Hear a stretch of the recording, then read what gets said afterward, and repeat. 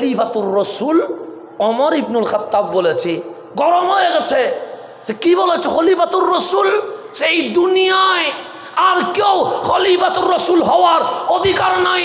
আমার নবীর খলিফা সিদ্দিক আকবর, আমি ওমর সিদ্দিক আকবরের খলিফা।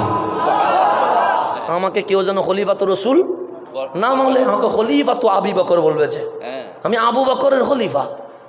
কোথায় সিদ্দিক, কোথায় ওমর, কার সাথে কথায় মোলা?